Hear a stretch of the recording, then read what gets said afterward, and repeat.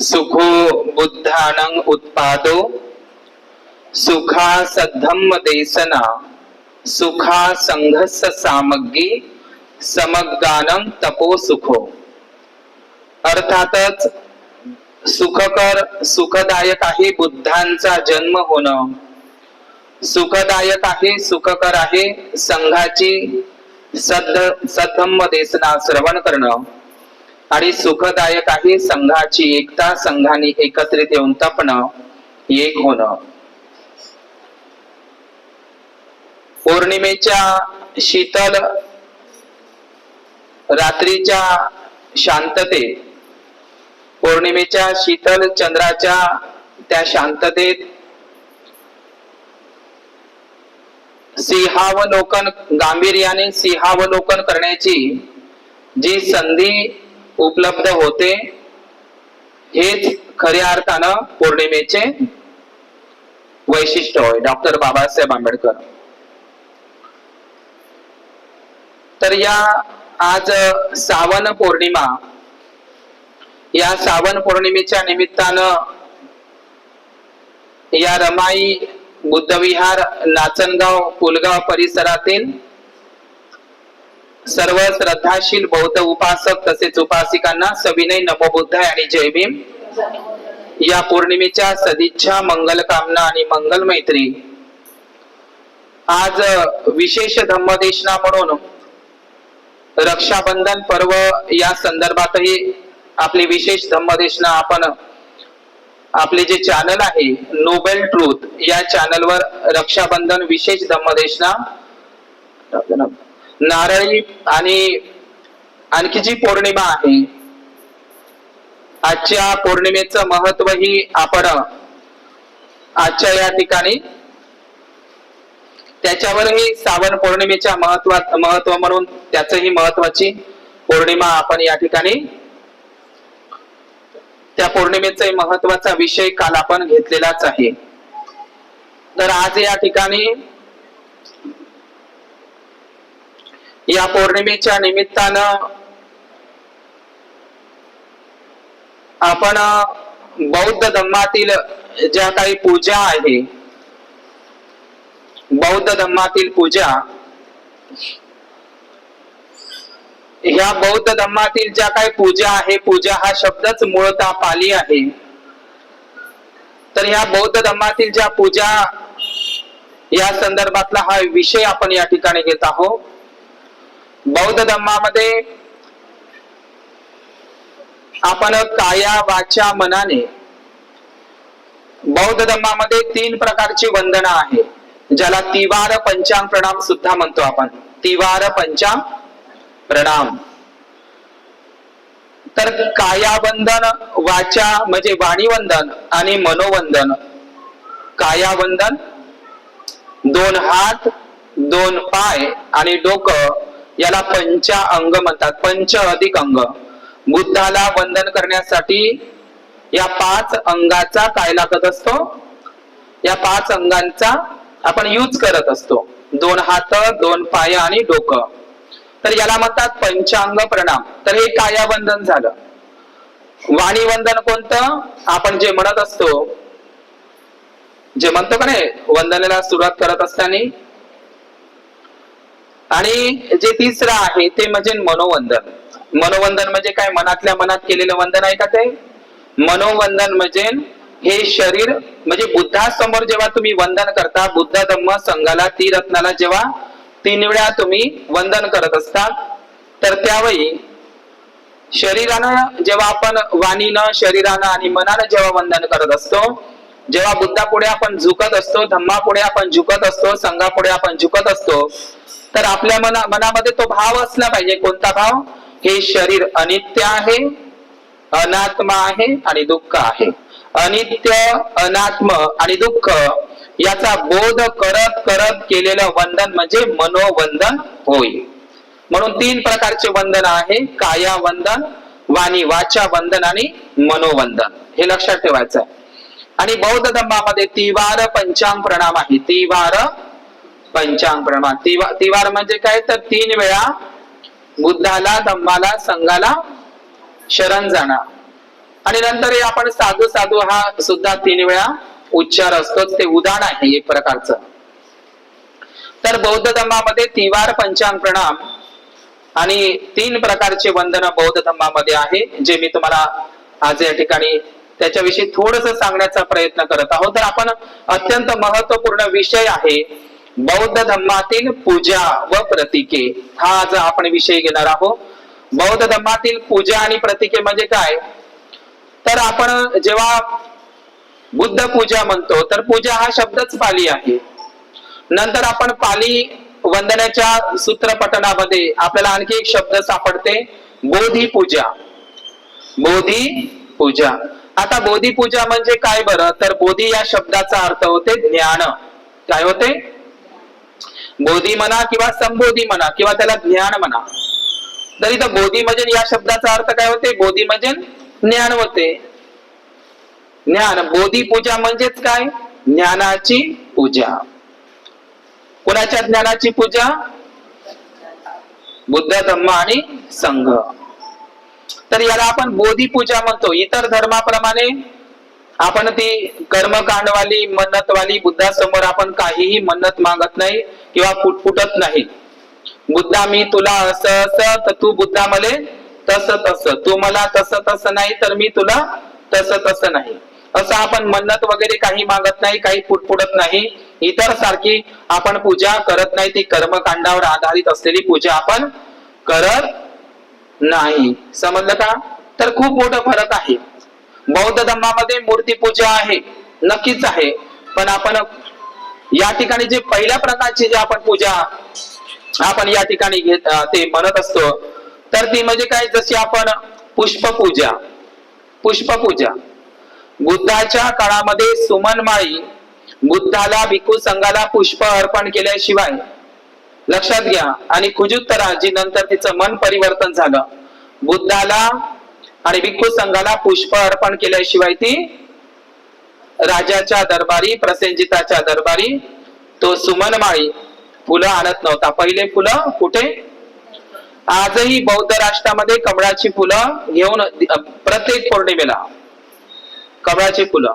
बुद्धाच्या काळामध्ये कुठलाही उपासक उपासिका रिकाम्या हातानं बुद्धाकडे भिक्खू संघाकडे किंवा बुद्ध विहाराकडे जात नव्हता. आजही बौद्ध राष्ट्रामध्ये ती परंपरा आहे. रिकाम्या हातानं कधीच जात नव्हते. समजलं का? रिकाम्या हाताला म्हणजे सोबत एखादी तरी बुद्धाला भिक्खू संघाला पुष्प वाहण्यासाठी नेत होते. आजही ती परंपरा आहे. बुद्ध गयाला तुम्ही बुद्ध पौर्णिमेला गेले तुम्हाला लाईन दिसते. विना पुष्पाशिवाय ते जात नाही इतर बौद्ध राष्ट्रातले लोक. म्हणून जी पुष्पपूजा आहे, पुष्पपूजा कशाचं प्रतीक आहे? आपण बुद्धासमोर पुष्प वाहतो आणि इतरही धर्मातील लोक पुष्प वाहतात. जन्मापासून लोक म्हणते आपल्या सोबत काहीच येत नाही, पण जन्मापासून पाळण्याच्या हारापासून आहे का नाही, वाढदिवसापासून तर मरेपर्यंत तुमच्या चितेपर्यंत जाळ्यापर्यंत तुमच्या सोबत पुष्प असते. आणि बुद्धासमोर जे आपण पुष्प वाहत असतो त्या पुष्पाकडून आपल्याला एक बोध घ्यायचा आहे. कोणता बोध? आहे का नाही?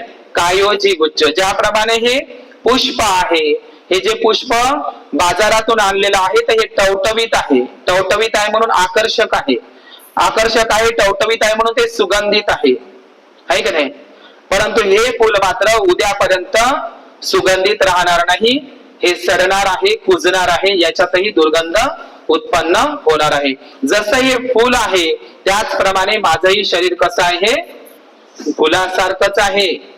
म्हणून आपण बुद्धापुढे फुल अर्पण करत असताना पुष्पाकडूनही अनित्यतेचा, नश्वरतेच्या, शरीराच्या अनित्यतेचा बोध आपण शिकलं पाहिजे. फुलाकडून हा मेसेज घेतला पाहिजे. म्हणून त्याला आपण पुष्पपूजा म्हणत असतो. बुद्धाच्या पुष्पानं आपण पूजा करत असतो. दुसरी पूजा आहे धूप पूजा. धूपेन दीपेन तमदंसीना. धूप दीप म्हणजे सुगंधित धूपानं आणि दीपानं मी बुद्धाची पूजा करतो, जलानं मी पूजा करतो.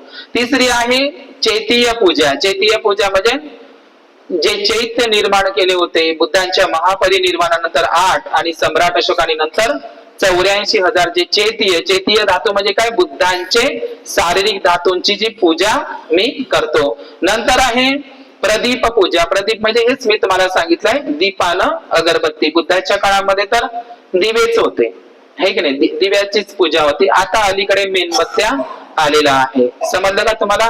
तर चैतीय पूजा म्हणजे काय? तर चैतीय पूजा म्हणजेच बुद्धांच्या शारीरिक धातूंच्या स्तूपांची पूजा केली जात होती.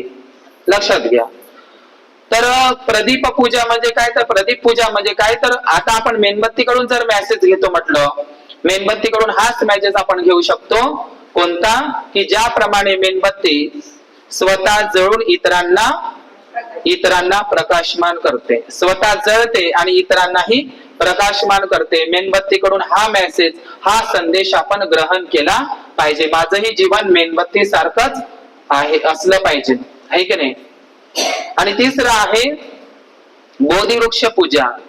बोधिवृक्ष पूजा म्हणजे बुद्धांच्या ते जे ज्ञानप्राप्तीचं जे बोधिवृक्ष आहे त्याची बोधिवृक्ष. तर आपण बुद्ध वंदनेमध्ये या पूजांचा अंतर्भाव आपल्याला दिसतो. पुष्प पूजा, धूप पूजा, प्रदीप पूजा, सुगंधिकाय पूजा, चैत्य पूजा आणि बोधिवृक्ष पूजा. इथूनच आपली पूजा चालू होत असते, है का नाही. तर आपण दुसरी पूजा समजून घेऊया बौद्ध धर्मामध्ये. ती म्हणजे त्रिरत्न पूजा. त्रिरत्न पूजा म्हणजे काय? तर तुम्ही त्रिशूल पाहिलं असेल. त्रिशूल, बुद्ध, धम्म आणि संघ, ते वास्तविक त्रिशूल नसून ते बुद्ध, धम्म, संघ या त्रिरत्नाचं प्रतीक आहे. तुम्हाला साचीच्याच नाही तर 84,000 स्तूपांवर सुद्धा हे त्रिरत्न होतं. त्रिरत्न म्हणजे काय? बुद्ध, धम्म आणि संघ या तीनही त्रिरत्नांच्या गुणांचं स्मरण, 24 गुणांचं स्मरण म्हणजे त्रिरत्न ते प्रतीक आहे. त्याला नंतर काही ब्राह्मणवादी लोकांनी त्रिशूल बनवलं, त्याला हत्यार बनवलं, आहे का नाही. आणि त्या त्रिशूलानं अनेक देवी देवतांचा मग ते काय बाबा पौराणिक कथेमध्ये त्याच्या हत्या करताना दाखवलं. परंतु ते त्रिशूल नसून ते त्रिरत्न आहे. तुम्हाला साचीच्या नाही तर 84,000 स्तूपांवर ते त्रिरत्न होतं. त्रिरत्न म्हणजे काय? तर त्रिरत्न पूजा म्हणजेच काय? बुद्धाचे 9 गुण इतिपिसोपासून, धम्माचे 6 गुण आणि संघाचे 9 गुण. किती झाले? बुद्धांच्या 9 सद्गुणांची, धम्मांच्या 6 सद्गुणांची आणि संघाच्या 9 सद्गुणांची, या 24 सद्गुणांची म्हणजे बुद्ध, धम्म आणि संघ या तीनही रत्नांच्या 24 सद्गुणांची पूजा आपण करतो, मूर्तीची नाही. बुद्धांच्या गुणांचं स्मरण, धम्मांच्या गुणांचं स्मरण, संघांच्या गुणांचं स्मरण. बुद्धाच्या ठाई जे शील सद्गुण आहे, धम्माच्या ठाई जे शील सद्गुण आहे आणि संघाच्या ठाई जे शील सद्गुण आहे, हे सद्गुण माझ्याही अंगी यावे यासाठी ते आपण नेहमी प्रॅक्टिस करतो, स्तुती करतो, प्रशंसा करतो. समजलं का? बुद्धांच्या, धम्मांच्या आणि संघांच्या गुणांची पूजा म्हणजे त्रिरत्नांच्या 24 गुणांची पूजा आपण करत असतो. याच्यामध्ये काही अंधश्रद्धा आहे का? अंधश्रद्धा? मिलिंद प्रश्न ग्रंथ वाचला तर आपल्याला माहित पडेल. धम्मग्लानीची 3 कारणे सांगितली. या बुद्धांच्या, धम्मांच्या आणि संघांच्या गुणांची पूजा करणारे लोकच जर खतम झाले तरही धम्माला ग्लानी येते. धम्मग्लानीची ती कारणं आहे सांगितलेली आहे, नाही का नाही. बुद्धिजीवी लोकांनी धम्म श्रवण करावा, पण एखादी सामान्य लोक आहे, जे सामान्य लोक आहे ज्यांना धम्म नाही तितका समजत, त्यांनी आपल्या बुद्ध विहारात जावं आणि त्यांनी आपल्या विभूतींची पूजा करावी, आपल्या आदर्शांची पूजा करावी, त्यांचं मनोबल वाढेल, आहे की नाही. पण पूजा हा म्हणजे काही मूर्ख लोक आजही आपल्या समाजामध्ये आहे.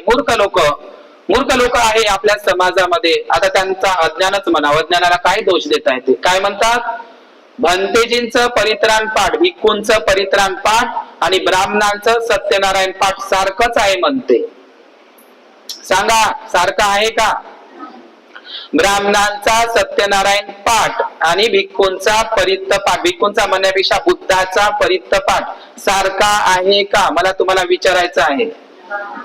मग त्यांना विचारतो आम्ही, तुम्ही तर म्हणता का सत्यनारायण पाठ, ब्राह्मणांचा सत्यनारायण पाठ आणि भंतेजींचा परित्राण पाठ सारखाच आहे? तर मग आम्ही त्यांना म्हणतो आम्हाला दोनही समजावून सांगायची, म्हणतो आम्हाला माहित नाही. सत्यनारायण पाठही समजून सांगा, सत्यनारायण पाठ आणि परित्राण पाठ याच्यामध्ये भेद आणि अंतर समजून सांगा, म्हणजे तुलना. म्हणजे आम्हाला पहिल्यांदा परित्राण पाठ सांगा आणि नंतर काय सांगा, सत्यनारायण पाठही सांगा. तर तुम्हाला साधं सोपं समजत असेल की सत्यनारायण पाठाशी बुद्धाच्या परित्राण पाठाची तुलना करता येत. सत्यनारायणची कथा तर ती अंधश्रद्धेची आहे, ती पौराणिक कथा आहे, काल्पनिक कथा आहे, किती दंत कथा आहे, किती अंधश्रद्धा आहे.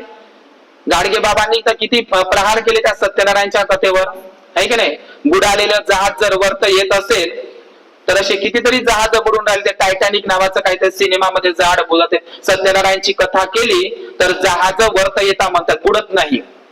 समजलं का. याच्यासाठी म्हणजे बुडालेले जहाजही नदीत म्हणा, समुद्रात बुडालेले जहाजही ते सत्यनारायणचा पाठ म्हणल्यानं ते वर्त येते, तरंगते. सांगा आता, हे आहे सत्यनारायणची पाठ.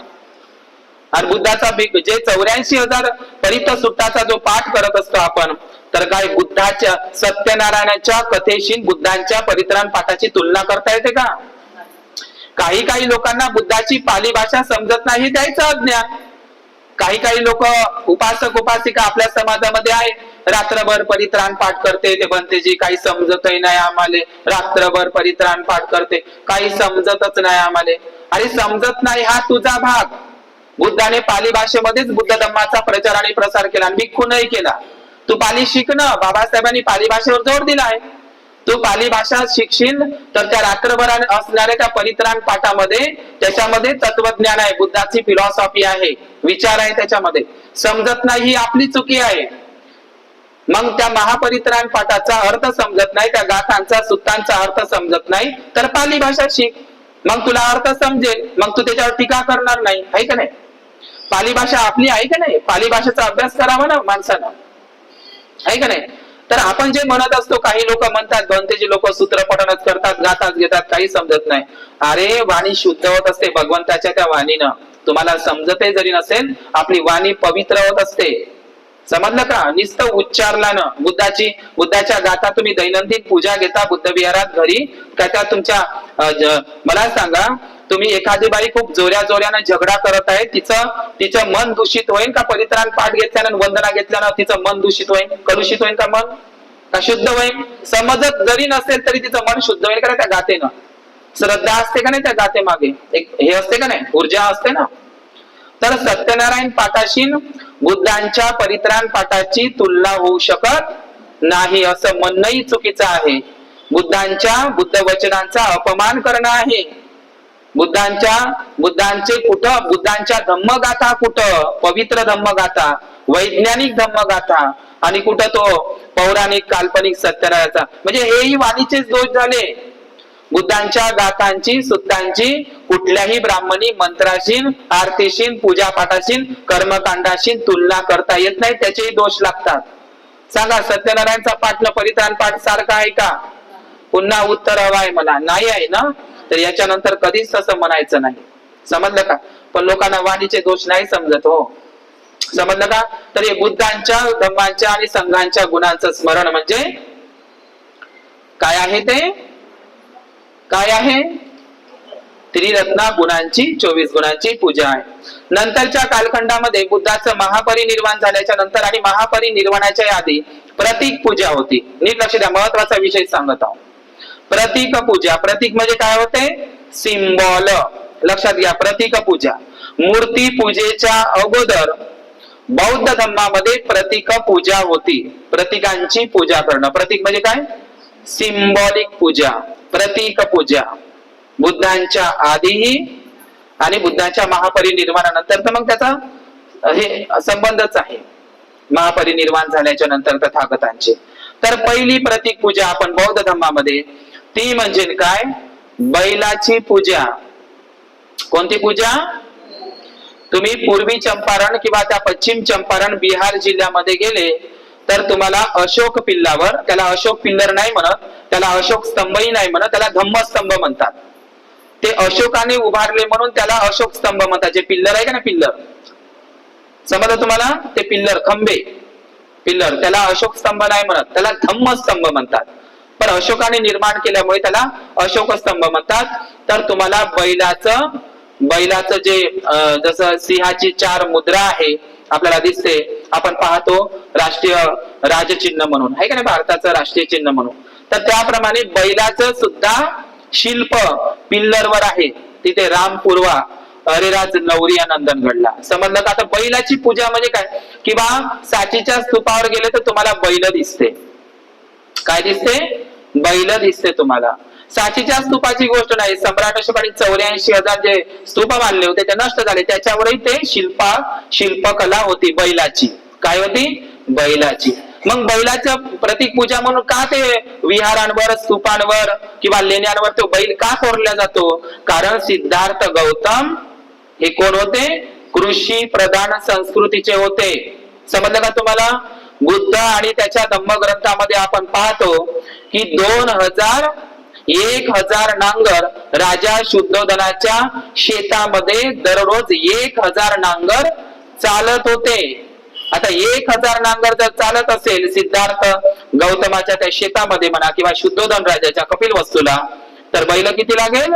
2,000 बैल. जिथं 2,000 बैल असेल त्याच्या घरी गाई तर असणारच, बिना गायीशिवाय बैल होऊ शकत नाही. ज्याच्या घरी बैल आहे, मग एवढे बैल आहे तर मग गायी राहणारच, गायी आहे तर दूध तर राहणारच आहे का नाही? तर ते खत्तीय वंशाचे होते, खेती करणारे होते, शाक सब्जी उगवणारे होते, ते कृषी प्रधान संस्कृतीला मानणारे होते. आणि म्हणून कृषी प्रधान संस्कृतीचं प्रतीक म्हणून बुद्ध आणि त्याच्या धम्मग्रंथात जर वाचलं, वप्रमंगल नावाचा दिवस, स्वतः सिद्धार्थ गौतम त्या प्रथेचं दरवर्षी पालन करत होता. शाक्य कुळामध्ये एक प्रथा होती, पहिल्या दिवशी तरी हातात नांगर पकडला पाहिजे, धरला पाहिजे. सिद्धार्थ गौतम दरवर्षी त्या प्रथेचं पालन करत होता. पहिल्या दिवसाचा हातामध्ये तो नांगर दरवर्षी पकडत होता. बाबासाहेबांचं असंही लिहिलंय बुद्धाने, सिद्धार्थ गौतम हा जरी राजा असला, विद्वान जरी असला, राजपुत्रा जरी होता, तरी पण मात्र त्याला नांगर हातात पकडण्याची कमीपणा, तिरस्कार, तिटकारा वाटत नव्हता. सिद्धार्थ गौतम त्या प्रथेचं, शाक्यांच्या त्या प्रथेचं दरवर्षी पालन करत होते.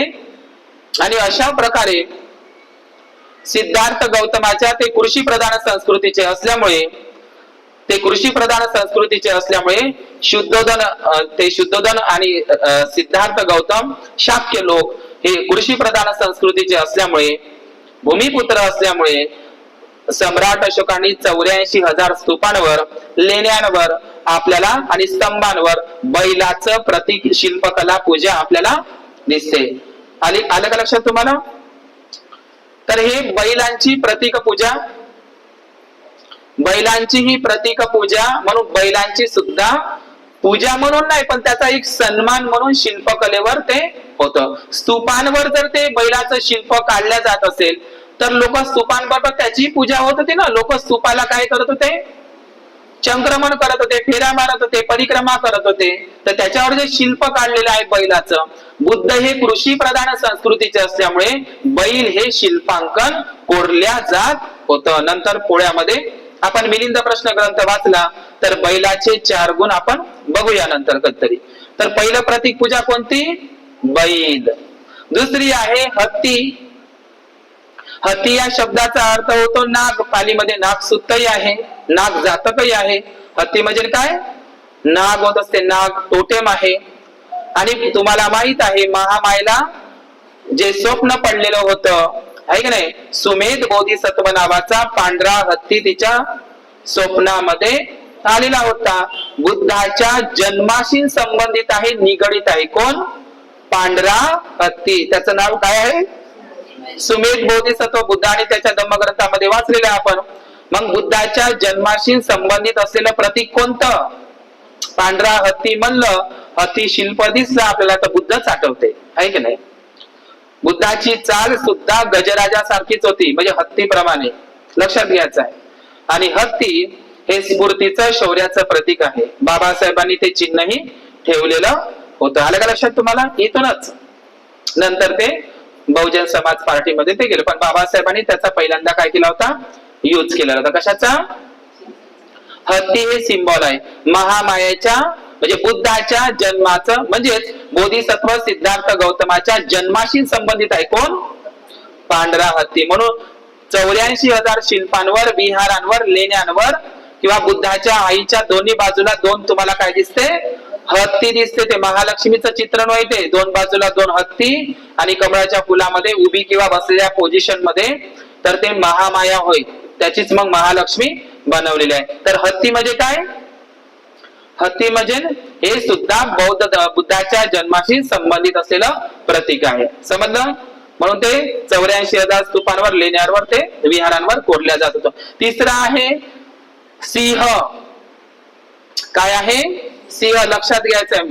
सिंह म्हणजे काय आपण जर बुद्धाच्या आजोबाचं नाव सिंह हनूला सिंह हनूच्या पत्नीचं नाव म्हणजे सिंह हनू कोणाचं नाव आहे जयसेनला सिंह हनू नावाचा एक मुलगा होता आहे का नाही असं लिहून बुद्ध आणि त्याच्या धम्मग्रंथामध्ये.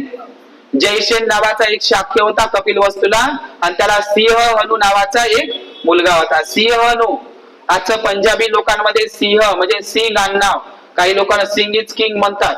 सिंह हे शाक्य कुळाचं सरनेम आहे. सिंह हनू सिंह हनू हनूले जर मान जोडला तर हनुमान होते किंवा हनुमंत होते है की नाही. म्हणजे शुद्धोधन राजाच्या वडिलाचं नाव काय आहे सिंह हनू तिथं सिंह सरनेम आहे का नाही. आता पंजाबामध्ये आपलंच आहे ते. बुद्धाला शाक्य सिंहही म्हणतात बुद्धाला नरसिंहही म्हणतात. आता ते नरसिंहा ते वगैरे अवतार ते वगैरे काही नाही. नरसिंह म्हणजे काय म्हणजे सिंहासारखा नर नर म्हणजे काय पुरुष सिंहासारखा नर म्हणजे कोण सिद्धार्थ गौतम बुद्ध. म्हणून बुद्धांचे 100 नाव आहे त्या 100 नावापैकी बुद्धाला नरसिंहही म्हणतात आणि शाक्य सिंह सुद्धा म्हणतात. समजलं का आलं लक्षात तुम्हाला. तर सिंह हे शौर्याचं प्रतीक आहे. कशाचं प्रतीक आहे सिंह शौर्याचं प्रतीक आहे आणि म्हणून सिंहाचं शिल्पांकन सम्राट अशोकांनी 4 दिशेनं 4 जे सिंहाचे तोंड आहे का नाही त्याला राजमुद्रा म्हणतात. समजलं का तुम्हाला राजमुद्रा. तर तुम्हाला 3च दिसते सामोरून पाहिलं तर काही लोक ते बदलवण्याचा प्रयत्न करून राहिले आहे का नाही. मोदी बदलवण्याचा प्रयत्न करून राहिला ते राष्ट्रीय सिंबॉल आहे ते राजमुद्रा. डॉक्टर बाबासाहेबांनी तिथं कोरलेली आहे ते 4 तोंडाची सिंह मुद्रा राजमुद्रा. किती मस्त आहे ते आहे की नाही. म्हणजे हे कशाचं प्रतीक आहे बुद्ध हे शाक्य सिंहासारखे म्हणजे त्यांचा सिंहासारखा निनाद होता. निनादासारखा म्हणजे त्यांची जी धम्मवाणी होती ती सिंहासारखी सिंह गर्जनेसारखा त्यांचा निनाद होता. सिंह हे बुद्धांच्या शौर्याचं किंवा धम्म प्रचाराचं प्रतीक आहे. म्हणजे 4 जे सिंह आहे ना तर हे धम्म प्रचाराचं म्हणजे उत्तर दक्षिण पूर्व आणि पश्चिम. बुद्धाचा धम्म उत्तर दिशेला पूर्व दिशेला पश्चिम दिशेला आणि दक्षिण दिशेला या 4ही दिशेला गेला. किंवा ते भिक्खूंना संकेतही सांगायचं आहे की बुद्धाचा धम्म 4ही दिशेनं त्याचा प्रचार आणि प्रसार करा अशी त्याच्यामध्ये सांकेतिक काय आहे भाषा सुद्धा आहे. समजलं का तुम्हाला. तुम्हाला 4 तोंडाचे सिंह दिसते आणि वैशालीला जर गेले तर तुम्हाला एकच सिंह मुद्रा दिसते. त्याच्या मागे एक कारण आहे. वैशालीवरून जेव्हा तथागत बुद्धाने निरोप घेतला तर बुद्ध या दिशेनं गेलं म्हणून वैशालीचं जे सिंहाचं तोंड आहे ना त्याच दिशेनं आहे तिकडं. म्हणजे बुद्ध या दिशेनं गेले म्हणून तिथंच तो खंबा गाडलेला आहे. स्तंभ पिल्लर सम्राट अशोकाने घाललाय वैशालीचा जिकडं तोंड म्हणजे ते दिशा निर्देश देत आहे की बुद्ध इथून इकडून गेले. वैशालीला मग केसरीला अरे लवरिया नंदनगडला गेले लवरिया नंदनगडून लवरिया अरेराजला गेले मग ते चंकीगडला गेले पाव्याला गेले पाव्यावरून मग कुशीनगरला गेले. असा तो मार्गक्रमणासाठी आजही तुम्हाला वैशालीला तो पिल्लर दिसेल. 4 तोंडाचाही दिसते आणि एका याचाही दिसते सिंह मुद्रा. समजलं तुम्हाला. तर सिंह हे शाक्य सिंह नरसिंहाचं प्रतीक आहे आणि शौर्याचंही प्रतीक आहे आणि बुद्ध धम्माच्या प्रचार प्रसाराचे काय आहे प्रतीक आहे. आलं का लक्षात तुम्हाला. म्हणूनच बाबासाहेबांनी ते आपली राजमुद्रा आहे ती समजलं काय सिंह राजमुद्रा. काही बदमाश लोक ते बदलवण्याचा प्रयत्न करून राहिले ते शेंगॉल का काहीतरी आणत आहे. समजलं तुम्हाला. आलं लक्षात तुम्हाला. तिसरा आहे घोडा. आता हे घोडा कशाचं प्रतीक आहे तर घोडा प्रतीक आहे बुद्धाच्या म्हणजे सिद्धार्थ गौतमाच्या गृहत्यागाचं महाविनिष्क्रमणाचं प्रतीक काय आहे घोडा. कोणता घोडा कंतक घोडा. पांढरा शुभ्र घोडा. रडले होते बुद्धासाठी रडला होता. चारा अन्न पाणी खात नव्हता कंतक घोडा आहे का नाही. कंतक पांढरा शुभ्र घोडा आहे का नाही. तर हे घोडा कशाशी संबंधित आहे बुद्धाच्या गृहत्यागाशी महाविनिष्क्रमणाशी. म्हणून सम्राट अशोकांनी त्या 4 मुद्राच्या ठिकाण तिथही तुम्ही पहा एका बाजूनं बैल आहे एका बाजूनं हत्ती आहे एका बाजूनं ते पुन्हा सिंह आहे आणि पुन्हा एका बाजूनं घोडा आहे. समजलं तुम्हाला? हे चारही शाक्य कुळाशी प्रतीकांची ती पूजा आहे, बुद्धाच्या जीवनाशी संबंधित. आलं का लक्षात तुम्हाला? ही झाली प्रतीक पूजा. तिसरा आहे साल वृक्ष. आजही छत्तीसगडचे आदिवासी लोक, जे मूल्यवासी लोक, आज आदिवासी दिवसही आहे, जागतिक दिवस. तर आदिवासी लोक आजही छत्तीसगडला साल वृक्षाची पूजा करतात, कारण आदिवासी मूल्यवासी लोक सुद्धा प्राचीन काळातले बुद्धिस्टच होते. लक्षात घ्या, बुद्धिस्टच होते ते लोक. नागमुंडा लोक, नागमुंडा मुंडन करणारे. तर आदिवासी मूल्यवासी लोक आजही छत्तीसगड एमपी मधले लोक शाल वृक्षातील जंगलामध्ये जे साल वृक्ष आहे त्याची पूजा करतात, छत्तीसगडला खास करून एमपी मध्ये. कारण साल वृक्षाची पूजा तुम्हाला माहित आहे, साल वृक्षाखाली सिद्धार्थ गौतमाचा जन्म झाला आणि सिद्धार्थ गौतमाचं महापरिनिर्वाण सुद्धा कुठं झालं? स्वप्नामध्ये महामायेचा जो पलंग उचलून नेला होता तो सुद्धा आपण बुद्ध आणि त्याच्या धम्मग्रंथात वाचतो, साल वृक्षाखालीच. ऐकलं का तुम्ही? तर या साल वृक्षाची सुद्धा पूजा केली जाते. आजही ते आदिवासी मूलनिवासी बांधवांमध्ये आहे, तेही नागवंशी बांधवच आहे. आलं लक्षात तुम्हाला ही गोष्ट? म्हणूनच आपल्या मध्य प्रदेश आणि विदर्भाच्या सीमेवर सालबर्डी नावाचं ठिकाण आहे. साल हा शब्द पाली आहे, त्याला इंग्रजीमध्ये शौरिया म्हणतात. काय म्हणतात? शौरिया, आहे की नाही? शौरिया म्हणतात. त्याची पांढरी शुभ्र फुलं असतात, शौरिया. आणि शाल हे खूप औषधी युक्त गुणकारक आहे साल वृक्ष. तर साल बर्डी हा जो शब्द आहे, साल बर्डी म्हणजे काय? बरड म्हणजे काय? तर पर्वत. साल हा शब्द पाली आहे, शाल हा शब्द संस्कारित आहे. म्हणून साल वृक्षाची झाडं खूप मोठी त्या सालबर्डीला. आता काळानुसार ते नष्ट झालेले आहे, परंतु त्या नावामध्ये मात्र सालबर्डी हे आपल्याला नावावरूनच झळकतं. तर साल वृक्ष हे बुद्धाच्या जीवनाशी, म्हणजे बुद्धाच्या जन्माशी आणि बुद्धाच्या निर्वाणाशी संबंधित आहे. म्हणून साल वृक्षांची गुणगौरवानं पूजा केली जाते. तुम्हाला 84,000 शिल्पांवर, लेण्यांवर आणि 84,000 स्तूपांवर शाल वृक्षांचे शिल्पांकन कोरलेले आजही तुम्हाला साचीला दिसतात. म्हणून साल वृक्ष. तिसरा आहे आणखी जी प्रतीक पूजा आहे, मी प्रतीक पूजा विषयी घेत आहोत, बौद्ध धर्मातील प्रतीक पूजा. तर नंतर आहे बोधी वृक्ष. कोणती? बोधी वृक्ष पूजा. बोधी म्हणजे ज्ञान, वृक्ष म्हणजे काय? आधी ते पिंपळच आहे असं म्हटलं जातं. ज्या दिवशी सिद्धार्थ गौतमाचा जन्म झाला त्याच दिवशी बोधी वृक्षाचाही जन्म झाला. आता बोधी वृक्षाचा जन्म त्या दिवशी कसं आहे, कसं ते वाढण एवढ्या लवकर, तसं नाही म्हणायचं आहे. आधी तो पिंपळ होता. आधी काय होता? तो पिंपळ होता. जेव्हा त्यांनी बोधी म्हणजे ज्ञान प्राप्ती केली तेव्हापासून तो बोधी वृक्ष म्हणून जगामध्ये त्याचं नाव अमर झालं. आधी तर पिंपळ नावानेच ओळखला जात होता, पण मग कोणत्या नावाने ओळखला जाऊ लागला? बोधी वृक्ष नावानं. जगामध्ये त्यांनी बोधी ज्ञान प्राप्त केले म्हणून सिद्धार्थ गौतम आणि ते सम्यक संबुद्ध झाले म्हणून बोधी वृक्षाचा जन्मही म्हणजे पिंपळ म्हणून जन्म झाला होता, पण तो बोधी वृक्ष म्हणून जगामध्ये त्याची मान्यता पावलेली आहे. तर या बोधी वृक्षाची सुद्धा स्वतः तथागत बुद्धांचं शिल्पांकन 84,000 स्तूपांवर आजही साचीवर दिसते. स्वतः बुद्धाने सुद्धा बोधिराजा नमस्तुते म्हणून स्वतः बुद्धानं हात जोडलेली शिल्प आहे बोधी वृक्षाला. म्हणजे तुम्ही कधीही बसमधून, रेल्वेमधून पहा, तुम्हाला पिंपळाचं झाड दिसलं का तुमचे हात आपोआप जोडल्या जाते. साधं पिंपळाचं झाड जरी दूरदृष्टीस पडलं तर तुम्हाला पिंपळाचं झाड जरी दिसलं तरी तुम्हाला बुद्धच दिसते, आहे का नाही? वाटते ना? म्हणून स्वतः बुद्धानं बुद्धत्व प्राप्तीनंतर कृतज्ञता व्यक्त केली झाडाविषयी सुद्धा, बोधी वृक्षाविषयी. स्वतः बुद्धानं हात जोडले, त्याचे शिल्पांकन साचीच्या स्तूपावर आहे. स्वतः बुद्धानं कृतज्ञता व्यक्त केली. कोणाची? असे हात जोडलेले आहे. साचीच्या स्तूपावर जातो मी, बुद्ध स्वतः हात जोडत आहे. कोणासमोर? पिंपळ बोधी वृक्षासमोर. समजलं का? आलं लक्षात तुम्हाला? म्हणूनच बाबासाहेबांनी या भारताचा सर्वोच्च नागरी पुरस्कार म्हणजे सोन्याचं पिंपळाचं पानच असते. समजलं का? भारतरत्न पुरस्कार म्हणजे काय असते?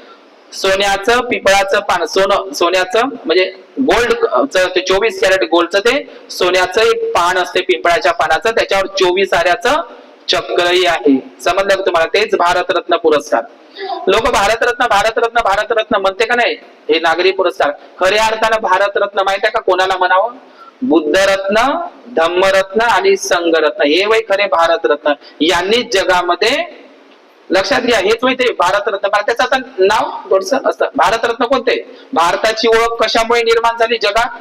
बुद्ध रत्नामुळे, धम्मरत्नामुळे आणि संघरत्न, हे त्रिरत्नच खरे भारत रत्न होय. पण आता ते एखाद्या व्यक्तीला ते पुरस्कार दिला ते भारत रत्न म्हणजेच काय, तर हेच ते बुद्ध धम्म संघरत्न. आलं का लक्षात तुम्हाला?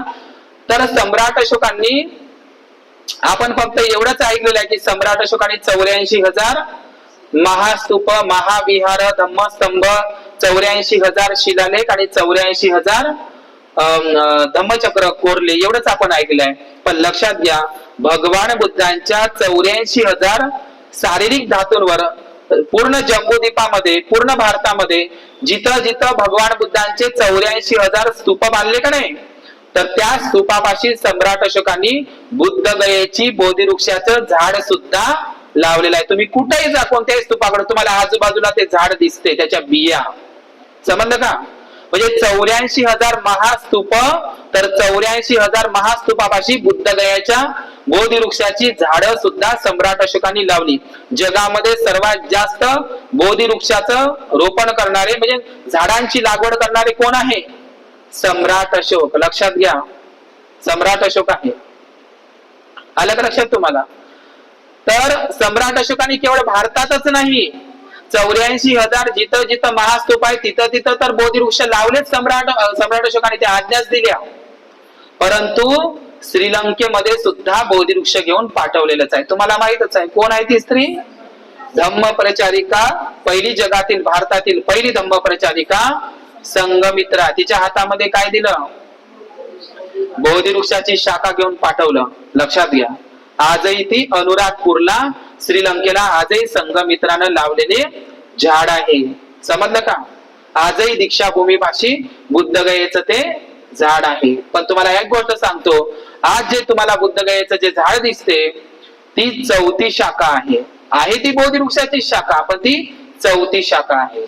आज जे तुम्हाला महाबोधी महावीराच्या मागे जे झाड दिसतं, पहिल्यांदा तर सम्राट अशोकाच्या पत्नीला तिष्यरक्षिता नावाच्या राणीनं जाळून टाकलं, किंवा शशांक नावाच्या ब्राह्मण राजानं बंगालच्या, त्यानंही शशांक नावाच्या ब्राह्मण राजानं जाळून टाकलं. अनेक वेळा ते झाड जाळण्यात आलं.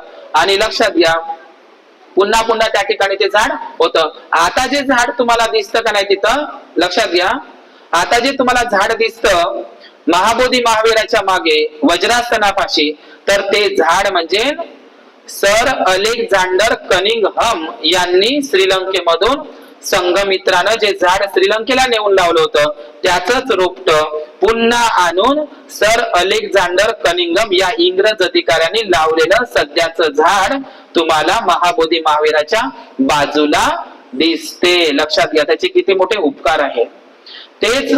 तेच संघमित्रानं लावलेले झाड आज तुम्हाला मुंबईच्या पॅगोड्यापाशी सुद्धा दिसते. समजलं का? तर सम्राट अशोक किती वृक्षप्रेमी होते, तर आपल्याला एकमेव उदाहरण आहे की ज्यांनी 84,000 महास्तूप, महाविहार बांधले, त्या ठिकाणी 84,000 बोधिवृक्षाची लावण सुद्धा केली. हे आपण लक्षात घेतलं पाहिजे. तर बोधिवृक्षाची पूजा करणं म्हणजे आपण बोधिराजाचीच पूजा करणं आहे, बुद्धांची. म्हणून आजही आपण पिंपळ वृक्षाला, बोधिवृक्षाला पवित्र मानत असतो. तर ही बोधिवृक्षाची पूजा बौद्ध धर्मामध्ये प्रतिकात्मक पूजा म्हणून आपण करत असतो. पिंपळ हे औषधी गुणही आहे आणि पिंपळ जास्तीत जास्त ऑक्सिजन देणारं झाड आहे. समजलं का? पण काही लोकांनी या पिंपळ वृक्षाची बदनामी केली. जगामध्ये त्या झाडाला बोधिवृक्ष म्हणून पूजल्या जातं. समजलं का? पण काय, बुद्धाची प्रयोगशाळा होती ती, ज्ञान विज्ञानाची प्रयोगशाळा म्हणजे बुद्धाचं ते बोध गयेचं ते बोधिवृक्ष होय. लक्षात घ्या, त्या झाडाखाली. समजलं का? पण काही ब्राह्मणवादी लोकांनी पिंपळाचं झाड मुंज असते, पिंपळाच्या झाडावर भूत असते, पिंपळाच्या झाडाखाली थांबू नये, पिंपळाच्या झाडाखाली भूत असते आणि झाडावरही भूत असते. वास्तविक पाहता बुद्धाच्या त्या बोधिवृक्षाची बदनामी, विकृती ब्राह्मणांनी चालवली. आजही हिंदू धर्मातील स्त्रिया त्या बोधिवृक्षाचा राग, बुद्धाचा तर करतात, पण घरी पिंपळाचं झाड लावता येत नाही. माहिती ते मुंज असते, मी ऐकलंय स्वतः. मुंज असतं तर काही निघाले असते. एवढे झाड, किती झाड आहेत? वास्तविक त्या बुद्धाचा, त्या बोधिवृक्षाचा एक घृणा म्हणून भारतामध्ये पसरवण्यात आली. कोणती? कारण तिथं बुद्ध राहत नाही, कारण त्या झाडाखाली, त्या बोधिवृक्षाखाली बुद्धानं ज्ञान प्राप्ती केली होती, म्हणून त्या झाडाची बदनामी केली. कोणती? तिथं बुद्ध राहते म्हणून नाही, तर तिथं भूत राहते. म्हणजे बुद्ध या ठिकाणी कोणता शब्द त्याने प्रचार केला? पिपळाच्या झाडाखाली पिपळाच्या झाडावर बुद्ध राहते असं नाही. पिपळाच्या झाडाखाली बुद्ध राहते बा, बुद्धानं ज्ञान प्राप्ती केली बा असं नाही. भूत राहते म्हणजे लोक त्या बोधी वृक्षाकडे गेले नाही पाहिजे. मी इकडे पुण्याला गेलो, पुण्याले त्या शिवनेरी जुन्नरला गेलो, तिथे एका लेणीचं नाव भूत लेणी आहे बापा. भूत लेणी, भूत लेणी, भूत लेणी आहे त्या शिवनेरी जुन्नर. वास्तविक ते भूत लेणी नसून ते बुद्ध लेणी आहे. पण ब्राह्मणांनी कोणता प्रचार केला? बुद्ध लेणी म्हणून सांगायचं नाही, लोक बुद्धाकडे वळतील, बुद्धाचे होतील. मग बुद्ध लेणी नाही सांगू नये, त्या लेणीमध्ये भूत राहते म्हणजे भूत लेणी झालं. भूत लेणी आता येते, आता तेच नाव आहे. तसा भूत हा शब्द पाली शब्द आहे. भूत म्हणजे चार महाभूत, चार महाभूताने, भूत शब्दही आपलाच पाली आहे पण नंतर तो लोकांनी विकृत केला. महाभूत म्हणजे चार घटकांनी आपलं शरीर चार महाभूतांनी बनलेलं आहे. समजलं का तुम्हाला? तर हे बोधी वृक्षाची पूजा बौद्ध धर्मामध्ये आजही त्याचं महत्व आहे, बोधिराजा म्हणून. आलं का लक्षात तुम्हाला ही गोष्ट? मी बौद्ध धर्मातील प्रतीक पूजा तुम्हाला सांगत आहोत. आणि नंतर आहे पुंडरीक. पुंडरीक म्हणजे काय? पांढरे कमळ. पुंडरीक या शब्दाचा अर्थ काय होते? पांढरे कमळ. पुंडरीक वरदेह अर्हत विठ्ठल. पुंडरीक म्हणजे पांढऱ्या कमळावर ज्याचा देह बसलेल्या ध्यान पोझिशन मध्ये आहे किंवा उभ्या पोझिशन मध्ये आहे. वर देह, वर म्हणजे काय? श्रेष्ठ, पाली शब्द आहे. वर देह, ज्याचा श्रेष्ठ देह ज्या पुंडरीकावर म्हणजे ज्या पांढऱ्या कमळावर स्थित आहे त्याला पुंडरीक म्हटलेलं आहे. समजलं? पुंडरीक म्हणजे काय? पांढरं कमळ. आलं का लक्षात तुम्हाला? म्हणून बुद्धाच्या मूर्तीखाली कमळ दाखवले जाते. काय आहे ते? काय आहे ते? कमळाचा गुण कोणता आहे? मोदीनं चोरला तो कमळ, आहे की नाही? चोरला का नाही? कमळ चोरला का नाही? आपलं प्रतीक आहे ते. जो पांढरा शुभ्र हत्ती महामायेच्या स्वप्नामध्ये आला, तो पांढरा शुभ्र हत्ती तर होता पण त्यांच्या सोंडमध्ये पांढरं कमळाचं फुल, पांढऱ्या कमळाच्या फुलाला, सफेद कमळाच्या फुलाला, त्या व्हाईट लोटसला पुंडरीक हा शब्द पाली आहे. पुंडरीक म्हणजे काय होते? पांढरं कमळ. लक्षात घ्या.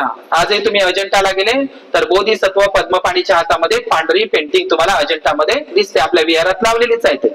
समजलं का तुम्हाला? पद्म म्हणजे काय? पांढरं कमळ. आणि म्हणून पुंडरीक म्हणजे पांढरं कमळ किंवा लाल कमळ, या कमळाचा बुद्धाच्या जीवनाशी काय आहे?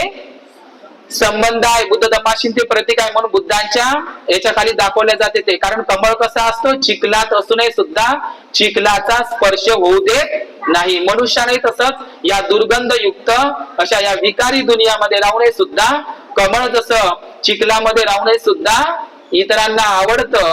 तो आहे ना राष्ट्रीय काय म्हणते त्याला, राष्ट्रीय फुलही आहे. इतरांना चिखलात राहून सुद्धा तो आपल्या अंगाला चिखल दिकू देत नाही. असेच ते बुद्ध आहे, आहे का नाही? कमळ हे बौद्ध धर्माचं प्रतीक आहे.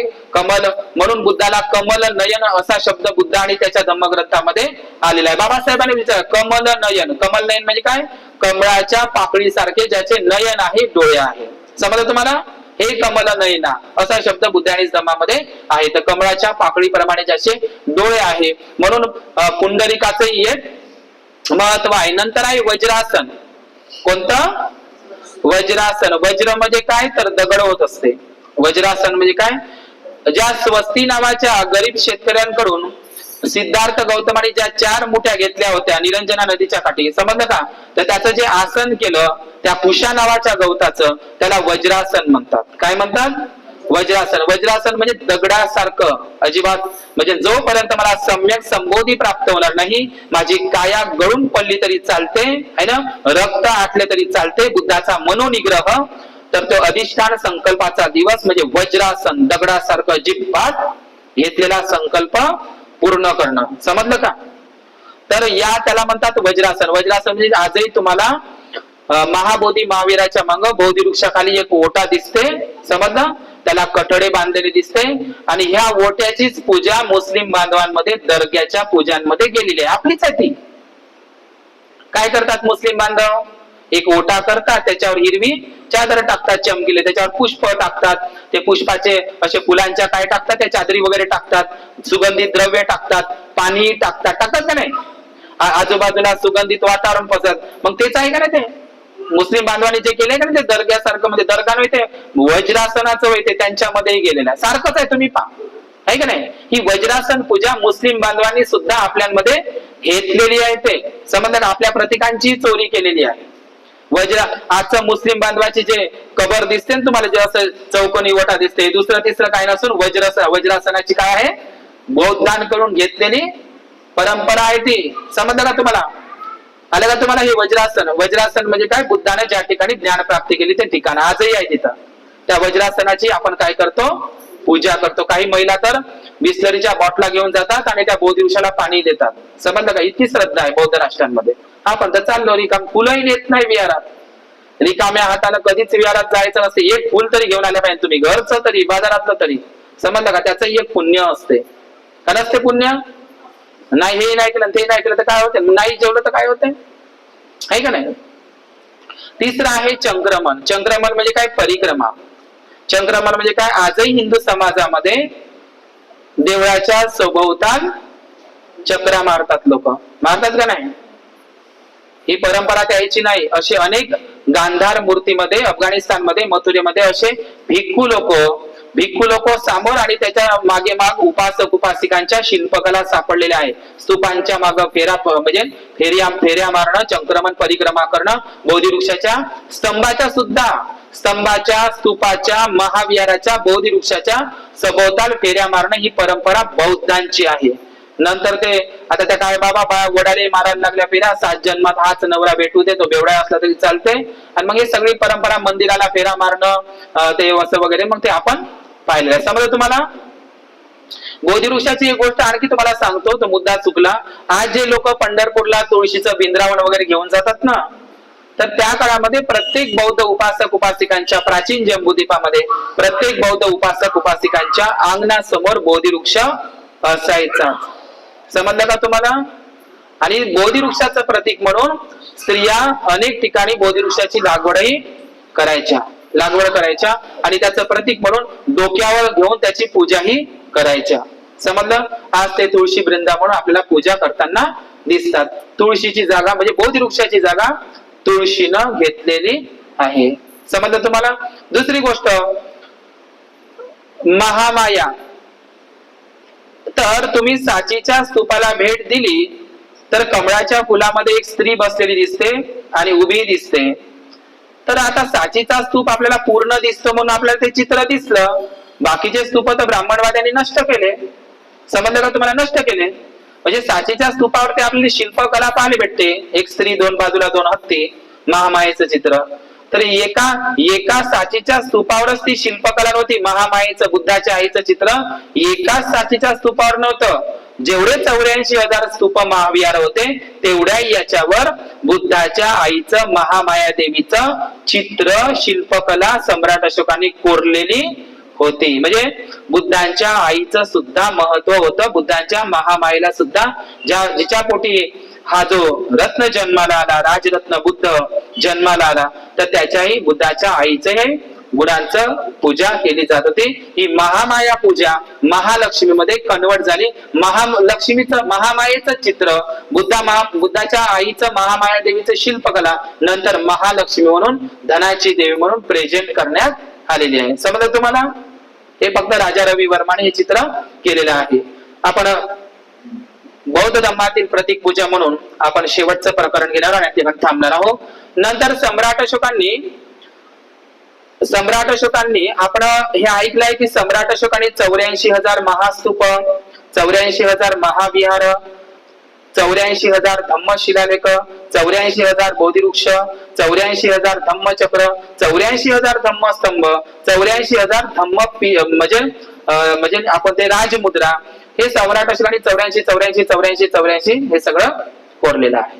हा 84,000 भगवान बुद्धांचे जे स्कंद आहे, गाथा आहे, सुत्त आहे, ते 84 याच्यामध्ये आहे. ब्राह्मणवादी लोकांनी हा 84 शब्दही विकृत करून टाकला. 84 योनीचा फेरा म्हणते आता. हा शब्दही म्हणजे आजही आपण म्हणतो 3 तिगाड्यानं काम बिघडा. 3 तिगाड्यानं काम बिघडत असते का? 3 तिगाड्यानं तर बिघडलेलं काम सुद्धा होते. 3 तिगाडा म्हणजे कोण होय? बुद्धरत्न, धम्मरत्न आणि संघरत्न. म्हणजे बुद्धरत्न, धम्मरत्न आणि संघरत्न या 3 रत्नाले जर तुम्ही शरण गेले तर तुमचं काम बिघडते. समजलं का? म्हणून ते तेव्हापासून मन चालू झाली 3 तिगाडा काम बिघडा. 3 तिगाड्याने काम नाही बिघडत असते, काम सुधरत असते. पण ब्राह्मणांनी तो प्रचार केला. आजही आपल्या समाजात बाया शनिवारी लग्नच नाही करता येत म्हणते, आहे का नाही, शनी लागते मांग. बुद्धांच्या लक्षात घ्या, बुद्धांच्या काळामध्ये भिक्खूंच्या ज्या भेटीगाठी होत होत्या, मिटिंगीचा दिवस, बुद्ध आणि भिक्खू संघ शनिचरो शनिवारा दिवशीच मिटिंगा घेत होते. बुद्ध एक दिवस ठरवला होता, जसं आता रविवार सुट्टीचा असतो ना, बुद्धाच्या काळामध्ये शनिवार भिक्खूंच्या भेटीगाठीचा प्रातिमोक्षाचा म्हणू शकतो, तो दिवस शनिवार निवडला होता. म्हणून ब्राह्मणवाद्यांनी शनिवार म्हणून टाकलं. आणखी काही लोक अष्टांग 8 तारखेला ते लग्न नाही काढायचं वगैरे, काय 8 लागते. तुम्हाला माहित आहे आर्य अष्टांगिक मार्ग, म्हणजे तुम्ही त्याच्यावर विश्वास ठेवायला लागले, आहे की नाही. तर हे सगळं शब्दांची सुद्धा विकृतीकरण, ब्राह्मणीकरण किंवा त्या शब्दालाच विकृत करून टाकलं. समजलं का तुम्हाला. तर सम्राट अशोकाने 84,000 जे महास्तूप बांधले होते ना, आणि 84,000 धम्म शिलालेखही कोरले होते. धम्मशिलालेख 84,000. आता फक्त 43, मला वाटते 47 शिलालेख सम्राट अशोकाचे पूर्ण जम्बूद्वीपात, पाकिस्तान, अफगाणिस्तान पर्यंत 84, फक्त 84,000 पैकी किती 42 का 47 सापडलेले आहे. काही थोडे थोडे आता पुन्हा जमिनीतून निघत आहे. समजलं का. आणि ते कोणत्या भाषेमध्ये होते सम्राट अशोकाचे, पाली प्राकृत भाषेमध्ये होते. एवढंच आपल्याला माहित आहे. सम्राट अशोकांनी आपले धम्म शिलालेख, शिला म्हणजे काय तर दगड, लेख म्हणजे काय तर लिखाण. सम्राट अशोकाच्या काळामध्ये कागद नव्हता. समजलं का. कागद केव्हाचा आहे, अलीकडला आहे का नाही. डायमंड सूत्र चायनामध्ये कागदाचा शोध लागला आणि तेव्हापासून देवी देवतांचे चित्र कागदांवर, पोथी पुराण मग हे ब्राह्मणांचे सुरू झाले. समजलं का. आलं का लक्षात तुम्हाला. तर सम्राट अशोकांनी 84,000 शिलालेख कोरले. तर 84,000 शिलालेख दगडांवर, म्हणजे स्तंभलेख, गुहालेख आणि धम्मशिलालेख. धम्मशिलालेख म्हणजे काय, तर जिथं मोठे मोठे महामार्ग आहे त्या ठिकाणी असा पसरट दगड पाहायचा आणि त्याच्यावर बुद्धाची वचनं लिहायची. बुद्धाचं महामंगल सूत्र, पंचशील सूत्र किंवा सम्राट अशोकांच्या धर्म आज्ञा त्याच्यावर लिहिलेल्या असायच्या. कुठं, पसर दगडावर, पसरट दगड पाहायचा रस्त्यावर महामार्ग, त्याला म्हणते धम्मशिलालेख. गुहालेख म्हणजे काय, गुहालेख म्हणजे काय तर बौद्ध लेण्यांमध्ये तुम्ही जसं बाराबर गुफाला भेट दिली, बुद्ध गेला, तुम्हाला गुहान म्हणजे आजही तुम्ही अजिंठा वेरूळ कार्ले भाजेच्या लेणीला गेला, तुम्हाला शिलालेख दिसते, म्हणजे त्याला गुहालेख म्हणजे गुफालेख म्हणतात. समजलं. आणि तिसरा आहे स्तंभलेख. स्तंभलेख म्हणजे काय, जिथं दगड उपलब्ध नाही अशा ठिकाणी सम्राट अशोकांनी, म्हणजे जिथं दगड उपलब्ध नाही मग तिथं लिहायचं कसं. बरं झालं तो सम्राट अशोक या भारतामध्ये बुद्धाच्या नंतर जन्माला आला, तर त्याच्यामुळे आपल्याला बुद्धगया हे सगळे स्थळ पाहायला भेटेल. कारण त्यानं खंबेच गाडून ठेवले तिथं, पिल्लर. तुम्हाला लुंबिनीचा शोध लागला असता का, सारनाथचा शोध लागला असता का. लक्षात घ्या. बरं झालं त्या मूर्त्या तयार केल्या सम्राट कनिष्ठानंतर, नाही लक्षात घ्या, मूर्त्या केल्या म्हणून त्याचा एक फायदा झाला. काही लोक मूर्ती पूजेचा विरोध करतात. बरं झालं त्या मूर्त्या निघते म्हणून आपलं मग सांगता तरी येते, आहे का नाही.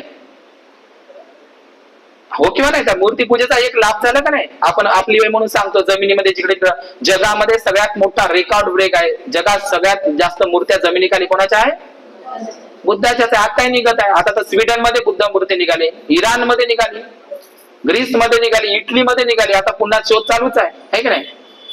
आपण ऐकतो का नाही. तर सम्राट अशोकाने जिथं दगड, आता तुम्ही लुंबिनीला गेले, तिथं दगड आहे का, आजूबाजूला पहाड आहे का असेल. सम्राट अशोकाने जिथं दगड नाही त्या ठिकाणी खंबा गाडून ठेवला, म्हणून आपल्याला ते लुंबिनीचा शोध लागला. इथं साकमुनी बुद्धे जाते, इथं शाक्यमुनी बुद्धाचा जन्म झाला असं लिहून आहे पालीमध्ये. खंबा काढला लाल बलुआ पत्थरचा, चुनार पत्थरचा, त्याच्यावर लिहून ठेवलं सिद्धार्थ गौतमाचा जन्म इथं झाला, मी इथं भेट दिली एवढ्या वर्षाला. कोण म्हणत आहे असं, बुद्धगया. तुम्ही 10वा अभिलेख आहे सम्राट अशोकाचा, 10वा अभिलेख आहे. काय लिहिलं आहे सम्राट अशोकांनी, म्हणजे राज्याभिषेकाच्या 20व्या वर्षी मी संबोधी स्थळाला म्हणजे बुद्धगयाला माझ्या भेट दिली आहे असं स्तंभावर लिहून आहे. म्हणून सांगता आलं का नाही ते, हो किंवा नाही. तर या स्तंभांवर जे पाली प्राकृत भाषा नाही, सम्राट अशोकांनी 5 भाषेचा यूज केलेला आहे.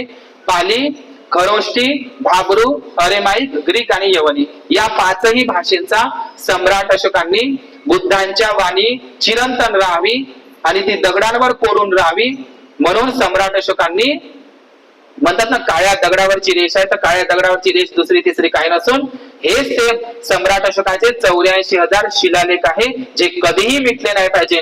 लोकांना ते आदर्श आणि प्रेरणा देत राहिले पाहिजे. म्हणून हे गुहालेख, स्तंभलेख आणि शिलालेख. सम्राट अशोकाने बुद्धाच्या मूर्त्या तयार केल्या नाही आणि लेण्याही तयार केल्या नाही. लक्षात घ्या, सम्राट अशोकाच्या काळातल्या फक्त दोनच लेणी आहे, एक बराबर बुद्ध लेणी आणि दुसरी छत्तीसगड मधली जोगीमारा बुद्ध लेणी. या दोनच बुद्ध लेण्या सम्राट अशोकांनी निर्माण केलेल्या किंवा मौर्य राजांनी निर्माण केलेल्या आहे. आणि मुंबईची एलिफंटा बुद्ध लेणी हे मौर्य शाखांनी निर्माण केलेले आहे. समजलं तुम्हाला? चित्तोडगडचे संपूर्ण किल्ले मौर्य राजांनीच निर्माण केले. ते चित्तोडगड नसून ते चैत्यगड आहे. लक्षात घ्यायचं आहे. तर हे शब्दांची सुद्धा विकृतीकरण झाली किंवा चोरीमारी झालेली आहे. मी शिलालेख सांगतो आणि या ठिकाणी 4 स्तूप मी अल्पशा याच्यामध्ये सांगतो आणि या ठिकाणी थांबतो. तर हे 4 स्तूप म्हणजे काय? बौद्ध धर्मामध्ये 4 स्तूपांची पूजा केली जाते. पहिला स्तूप आहे चैत्य स्तूप पूजा. त्याला सम्राट अशोकांनी निर्माण केल्यामुळे त्याला धम्मराजिका स्तूपा म्हणतात. धम्मराजा कोण आहे? सम्राट अशोक, म्हणून त्याला धम्मराजिका स्तूपा म्हणतात. 84,000 जेवढे काही स्तूप आहे सम्राट अशोकांनी निर्माण केले आणि बुद्धाच्या महापरिनिर्वाणानंतर 8 महास्तूप. परंतु लक्षात घ्या, बुद्धाच्या आधी स्तूपांची परंपरा होती, त्याचे स्तूप लागलेले आहे. बुद्धांच्या आधी सारीपुत्ताचा स्तूप नालंदाला लागलेला आहे. लक्षात घ्या, नालंदाला आधी सारीपुत्ताचा स्तूप आहे, कारण त्यांचं ते जन्मगाव आहे. पहिला स्तूप तर तोच आहे. तसं पाहायचं म्हणलं, बुद्धांचे मग 84,000 आहे आणि बुद्धांच्या अग्रश्रावकाचे सारीपुत्ता आणि महामुघलांचे स्तूप, अंगुलीमालाचा स्तूप तर श्रीलंकेला आहे. बुद्धाचे केस धातू, दंत धातू आजही, केस धातू कुठे आहे? श्वेडगाड पॅगोडा ब्रह्मदेशला. दंत धातू कुठे आहे? श्रीलंकेला. आलं लक्षात तुम्हाला या सगळ्या घटना? तर केस धातू, दंत धातू बुद्धांच्या महापरिनिर्वाणानंतर 8 भाग करण्यात आले होते आणि सम्राट अशोकाने त्याचं मग 84,000 याच्यामध्ये चैत्य स्तूप निर्माण केले. सम्राट अशोकाने 84,000. मला असं वाटते बुद्धांच्या अस्थीला पाण्यामध्ये विसर्जन करण्याची गरजच भासली नाही, कारण त्यांच्या याच्यावर म्हणजे शारीरिक धातूंवर स्तूप तयार झाली. समजलं का? तुमच्या अस्थीचं काय होईल मला माहित नाही. तुमची अस्थी ते लोक पाण्यात फेकून, कारण तुमचे कुशल कर्मच नाही, आपले आहेच नाही ते, ऐका नाही. बुद्धांच्या अस्थी पाण्यामध्ये शिरवण्याचं काम पडलं, बाबासाहेबांच्या अस्थी शिरवण्याचं काम पडलं नाही. समजलं का? तर आपले कुशल कर्म असले पाहिजे. बुद्धांच्या अस्थीसाठी लढाई, युद्ध व्हायला तयार होतं. आपल्या तर इस्टेटीसाठी युद्ध करून राहिलो आपण इकडं, आहे का नाही? ते जाऊ द्या, तो विषय मी सांगणार नाही. तर पहिला जो महास्तूप आहे त्याला धम्मराजिका स्तूप म्हणतात. बुद्धांच्या शारीरिक धातूंवर, अवशेषांवर, केस धातू, दंत धातू, बुद्धांच्या शारीरिक म्हणजे पार्ट आहे त्याच्यावर निर्माण झालेल्या स्तूपांना चैत्य स्तूप म्हणतात. समजलं तुम्हाला? मग ते किती बांधले सम्राट अशोकांनी? 84,000. दुसरा स्तूपाचा प्रकार आहे पारिभौगिक स्तूपा. पारिभौगिक स्तूपा म्हणजे काय? ज्या वस्तू बुद्धाने किंवा भिक्खू संघाने, अनंत भिक्खूने भोगलेले आहे. भोगलेला म्हणजे काय? बुद्धांच्या भिक्षापात्रावरील स्तूप बांधला. कुठे? वैशालीला भिक्षापात्र दान केलं. लक्षात घ्या, भिक्षापात्र उलट केलं तर स्तूपासारखंच दिसते. समजलं का तुम्हाला? तर वैशालीला बुद्धाच्या भिक्षापात्रावर, चिवरावर, संगाटीवर, अंतर्वासकावर बुद्धाने किंवा अनंत भिक्खूने वापरलेल्या वस्तूंवर सुद्धा स्तूप निर्माण केले. त्याला पारिभौगिका स्तूप म्हणतात. तिसरा आहे मग उद्देशिका स्तूप. म्हणजे तुम्ही अमरावतीकडे जर गेले तर अमरावतीला तुम्हाला उद्देशिका स्तूप दिसते, स्तूप दिसते आणि त्याच्यावर शिल्पांकन दिसते, जातक कथा, बुद्धांचा जीवनपट दिसते. त्याला उद्देशिका स्तूप आपण असंही म्हणू शकतो. उद्देशिका म्हणजे काय? बुद्धाने या ठिकाणी वर्षावास केला, बुद्ध या ठिकाणी रात्री प्रहरी थांबले, बुद्धाने या ठिकाणी हा उपदेश दिला म्हणून, किंवा सुजाताचा गड पाहिला आपण बौद्ध गेला, सुजाताचं घर होतं म्हणून सम्राट अशोकाने तिथेही स्तूप उभारला. समजलं तुम्हाला? तर उद्देशिका म्हणजे काहीतरी उद्देश आहे. बुद्ध या ठिकाणी थांबले, एक दिवस थांबले, एक रात्री थांबले, या दिशेने गेले, इथं ह्या झाडाखाली बसले, याचा उद्देश समोर ठेवून सम्राट अशोकाने उद्देशिका स्तूप बांधले. किती झाले स्तूपाचे प्रकार? 3 झाले. आणि चौथा स्तूपाचा प्रकार आहे मनोती स्तूप. तुम्ही बुद्ध घ्यायला गेले, छोटे छोटे स्तूप दिसते तुम्हाला घंटीच्या आकाराचे, मनोती स्तूप. त्यालाच मग शिवलिंगामध्ये परिवर्तित करण्यात आले आणि दिवाळीच्या दिवशी मग ते गोवर्धन पूजा म्हणून प्रचारित झाले. 84,000 स्तूप बांधल्याच्या नंतर त्याची पूजा, त्याचं इनॉग्रेशन, त्याचं उद्घाटन सम्राट अशोकांनी केलं. समजलं का? 84,000 स्तूपांचं. आणि त्या 84,000 स्तूपांच्या वरती आणि सभोवताल तेलाचे दिवे लावण्यात आले. आता तुम्ही मग हिंदू संप्रदायामध्ये ब्राह्मणी पद्धतीनं शेणाचा एक गोबर करते स्तूपाच्या आकारात, ते स्तूपच होय, पण ते गोबरचं. पण इथं बुद्धांच्या अस्थिवर मग ते गोबर कसा बनवते का नाही? साचीच्या स्तूपासारखा असा गोल गोल. त्याच्या भोवताल काय लावते?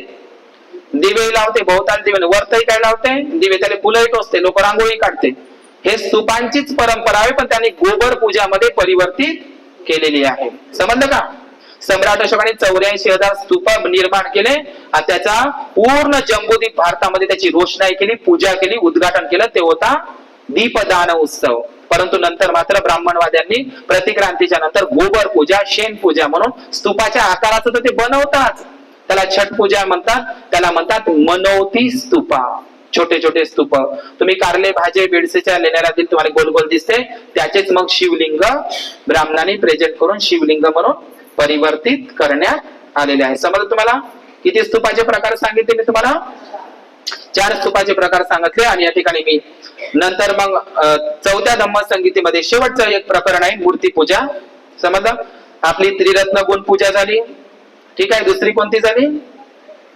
प्रतीक पूजा झाली. पहिली त्रिरत्न गुण पूजा, दुसरी प्रतीक पूजा, तिसरी 4 महास्तूपांची पूजा सांगितली, प्रतीक पूजा, आणि आता मूर्ती पूजा. तर बुद्धाच्या काळामध्ये काही लोक म्हणतात बुद्धाने मूर्ती पूजेचा विरोध केला. बुद्धाच्या काळामध्ये मूर्ती असल्या तर बुद्ध काय विरोध करत आहे का? बुद्ध जेव्हा जिवंत होते तर बुद्धाच्या मूर्त्या तयार झाल्या होत्या का? काही लोक म्हणतात बुद्धाची चंदनाची मूर्ती राजा प्रसेनजितानं बनवली. काही लोक म्हणतात, काही लोक त्याच्यावर विश्वासही ठेवत नाही, त्याला काही अशी सर्व मान्यता नाही. मला सांगा, बुद्ध जिवंत असताना बुद्धांना आपल्या मूर्त्या बनवल्या का? बनवण्याची आज्ञा तरी देतील का ते? मग बुद्धाच्या जिवंतपणीच बुद्धाच्या मूर्त्या झाल्या नाही तर बुद्ध कसे म्हणतील माझ्या मूर्तीची पूजा नका करू म्हणून? मूर्ती पूजा तर पहिल्या शताब्दीपासून सम्राट कनिष्कानं चालू केली. बुद्धाच्या काळामध्ये मूर्ती पूजाच नाही, म्हणजे लोक आपल्याच मनानं लावत आहे. खऱ्या अर्थानं तर मूर्ती पूजा जगामध्ये बौद्धांचीच आहे. सगळ्यांनी चोरली, मग ते हिंदूंनी चोरली, सगळ्यांनी चोरली मूर्तीपूजा. मूर्तीपूजा जगातली कोणाची आहे? बौद्धांचीच आहे. मोहेंजोदडो मध्ये जे सापडलं त्या मूर्त्या नाही, त्या खेळण्या आहे. जगातली पहिली मूर्ती कोणाची तयार झाली? बुद्धाचीच झाली. बुद्धाच्या काळामध्ये बुद्ध हयातीत असताना मूर्तीच तयार झाली नाही, तर बुद्ध मूर्ती पूजेचा विरोध केला असं सांगता येत नाही. लोकांनी केलेला प्रचार होय. त्याला पूजा करायची नाही, बुद्ध विहारात यायचं नाही, बुद्धाला वंदन करायचं नाही, आहे नाही आपल्या समाजामध्ये 150 लोक समज आहे ना असे लोक. त्याने बुद्ध विहारात यायचं नाही, बुद्धाला वंदनही करायचं नाही. म्हणजे बाबासाहेबांनी त्या ब्रह्मदेशातल्या मूर्त्या आणल्या 3, त्या देऊरोडले बसवल्या. म्हणजे बाबासाहेबांपेक्षा आपले लोक हुशार आहे ना. बाबासाहेबांनी मूर्ती पूजा केली तिथं, बाप्पा केली नाही का देऊरोडले? का नाही केली? धम्मदीक्षेच्या वेळी मूर्ती होती का नाही? अधिष्ठानात होती का नाही? मग बाबासाहेबांना मूर्ती पूजा मान्य नव्हती का? पण मूर्तीची पूजा अंधश्रद्धेनं नाही, गुणांची पूजा. बुद्ध धम्म संघाच्या गुणात्मक प्रेरणा स्फूर्ती म्हणून, त्या आदर्श म्हणून त्याची पूजा करत असतो आपण. त्या मूर्तीमध्ये काही पाहत नाही. समजलं का तुम्हाला? तर असे काही लोक आहे, बुद्धाने मूर्तीपूजेचा, मूर्त्याच नव्हत्या तर मूर्तीपूजेचा काही विरोध होऊ शकत नाही. मूर्तीपूजेची गरज केव्हा लागली? जेव्हा अजातशत्रू आणि बिंबिसारानं झाडाखाली, जे बोधिवृक्षाचं झाड आहे का नाही, मी हा शेवटचं प्रकरण सांगतो आणि थांबतो, आपला विषय संपून जाईल. की महाबोधी वृक्षाखाली बिंबिसार राजांनी आणि अजातशत्रूंनी मातीचा ओटा बांधला होता. सुरुवातीला काय बांधला होता? महाबोधी महावीराच्या खाली, त्या झाडाखाली मातीच्या वज्रासन बांधलं होतं, असं मातीच्या आकाराचं, ठीक आहे ना, दगड मातीच्या याला बिंबिसार राजानं. आणि नंतर अजातशत्रूनं. मग आला सम्राट कनिष्काचा काळ, तर सम्राट कनिष्कानं का नाही ते हिऱ्याचं सिंहासन बांधलं. तर लोक म्हणते हिऱ्याचं सिंहासन कसं बांधलं? तर तुम्ही सांचीच्या स्तूपावर पाहून पाहते, शिल्पही काढलेलं आहे. बांधलं होतं किंवा नाही बांधलं होतं ते हिऱ्याचं सिंहासन, ते वज्रासन महाबोधी महावीराचं हिऱ्याचं सिंहासन. म्हणजे हिरे जसे त्या खांबाला ते चित्र शिल्पांकन आजही आहे सांचीला. मी तुम्हाला सर्च करून दाखवतो. 84,000 स्तूपावर, म्हणजे सम्राट अशोकाने पुरावाही ठेवला. ते हिऱ्याचं सिंहासन म्हणजे ते दगडांचेच खांब बांधले, पण त्या खांबाला हिऱ्यांच्या अशा माळा त्यांनी. तर सम्राट अशोकाने ते हिऱ्याचं सिंहासन दगडांमध्ये केलेलं होतं. समजलं का? ओटाच होता तो, पिंपळाचं झाड, बोधिवृक्षाचं झाड आणि ओटा. कोणाच्या वक्ती? सम्राट अशोकाच्या वक्ती. पण त्याच्या अगोदर बिंबिसार आणि अजातशत्रू. त्यानंतर त्या बोधिवृक्षाखाली काय केलं? काय निर्माण केलं होतं? सम्राट अशोकाने दगडाचा आणि हिऱ्याचा सिंहासन. नंतर सम्राट कनिष्काचा काळ आला, तर सम्राट कनिष्काला वाटलं का या महाबोधी महावीराचं बुद्ध गयेचं झाड आहे. विहार नव्हतं तेव्हा, ते महाविहार नव्हतं, हे झाड आहे बा, आणि हा ओटा आहे, बुद्धाचं हे प्रतीक आहे. सम्राट कनिष्काला वाटलं का इथं सम्राट अशोकानं फक्त ओटाच बांधला, चबुतराच बांधला, हे हिऱ्याचं सिंहासन बांधलं, तर आपण या ओट्यावर म्हणे एक बुद्धाची मूर्ती तयार करू. मग त्या ओट्यावर काय ठेवण्यात आली? मूर्ती. समजलं का? चौथ्या धम्म संगीतीमध्ये तय करण्यात आलं. नरसिंह गाथाचा आधार घेऊन 32 लक्षणं आणि 80 अनुलक्षणानं तांब्याच्या, सोन्याच्या, कांशाच्या नाण्यांवर सम्राट अशोक कनिष्कानं मथुरेला बुद्धाची पहिली मूर्ती तयार करण्यात आली. भारतामध्ये मथुरा, गांधार आणि अमरावती, कलिंग या मूर्तिकला आहे. बुद्धाची पहिली मूर्ती जगामध्ये, भारतामध्ये कुठे तयार झाली? मथुरेला. सर्वात मथुरा कला केंद्र होतं. लाल बलुआ पत्थरची मूर्ती. म्हणून सम्राट कनिष्कानं चौथ्या धम्म संगीतीमध्ये तय केलं की बुद्धाची मूर्ती आता तयार कर. त्याला कारणही होते, आवश्यकता वाटू लागली होती.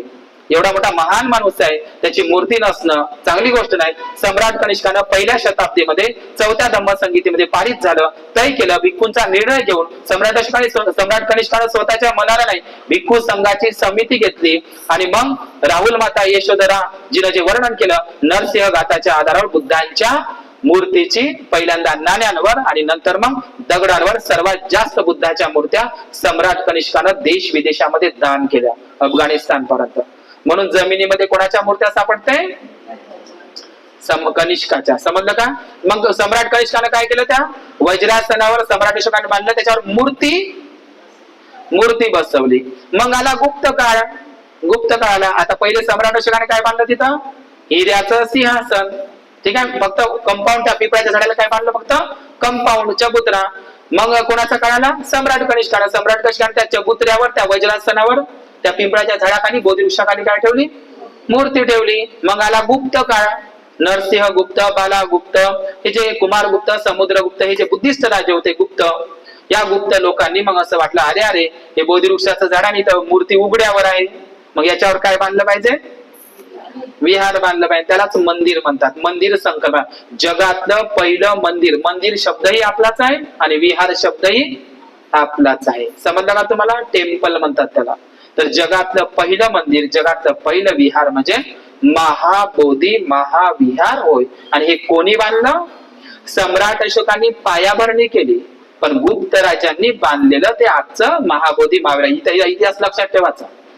आपण काय म्हणतो? सम्राट अशोकाने, हो सम्राट अशोकाने त्याची पायाभरणी केली, पण आजचं जे महाबोधी महाविहार दिसते कोण बांधलेलं आहे? ते गुप्त राजांनी 6व्या 7व्या शताब्दीमध्ये युआन शांग, फाहियान, इसिंग, हायचो यांनी ते विहार पाहिलं होतं. या तीनही चीनी प्रवाशांना ते विहार पाहिलं. त्याने त्याच्या प्रवास वर्णनामध्ये लिहून ठेवलं, जेव्हा आम्ही त्या महाबोधी महाविहाराला भेट दिली तिथं आम्हाला कोण्याही देवाचं देवीचं मंदिर दिसलं नाही. त्या महाबोधी महाविहाराच्या बाजूला 100 फुटाचा स्तंभही होता, 300 फुटाचा स्तूपही होता, असंही लिहिलं आहे चीनी प्रवासाला. सम्राट कनिष्काची ती राजधानी होती, म्हणजे सम्राट अशोकाची राजधानी होती, प्रांतिक राजधानी, आणि कुमारदेवी बौद्ध राणीचं ते माहेर होतं, असंही वर्णन आहे. समजलं का तुम्हाला? मग आजचं जे महाबोधी महाविहार आहे हे कोण बांधलेलं आहे? गुप्त राजांनी. मग ते त्याचं थोडं तुटत गेलं, तर मग त्याचा जीर्णोद्धार जे जे राजे होऊन गेले त्याने मग त्याचं रिकन्स्ट्रक्शन करत मग पूर्ण बुजलं ते. मग इंग्रज मायबाप आले आपल्या भारतामध्ये, अलेक्झांडर कनिंगम, त्यांनी मग ते जमिनीतून शोधून काढलं. शोधल्याच्या नंतर ब्राह्मणांनी मग आयते कब्जे, जोपर्यंत बुजून होतं ते झाड, जोपर्यंत जंगल होतं ते विहार पूर्ण कलसपर्यंत बुजून होतं, तोपर्यंत ब्राह्मणांनी आमचं नाही म्हटलं. जेव्हा ते आयतं मग ते सर अलेक्झांडर कनिंगमने ते खोदलं आणि बुद्धगयेचं झाड श्रीलंकेवर आणून तिथं शाखाही लावली, आणि जेव्हा त्या रिकन्स्ट्रक्ट झालं तेव्हा ब्राह्मणांनी तिथं मात्र आपला कब्जा करणं चालू केलं. बुजून होतं तोपर्यंत त्याचा तो बुद्ध नव्हता. लक्षात घ्या, त्याचा इतिहास आहे. समजलं का तुम्हाला? लक्षात तुम्हाला? आणि आताचे जे विहार आहे ते गुप्त काळातलं आहे, 6व्या 7व्या शताब्दी मधलं. मग पाल राजे आले, चोल राजे आले, पल्लव राजे आले, किंवा ब्रह्मदेशातल्या राजानं आणि इंडोनेशिया कंबोडियाच्या राजानं त्या काळामध्ये त्याचा जीर्णोद्धार केलेला आहे. समजलं तुम्हाला? कोणाची गोष्ट सांगतो आम्ही तुम्हाला? बुद्धाच्या विहाराची.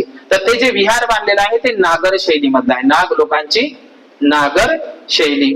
तर अशा प्रकारे हा गुप्त काळांमध्ये, पाल काळांमध्ये, चोल काळांमध्ये बुद्धांच्या मूर्त्या तयार झाल्या. म्हणजे एक मथुरा मूर्ती, गांधार मूर्ती कला केंद्र, अमरावती मूर्ती कला केंद्र, कलिंग मूर्ती कला केंद्र.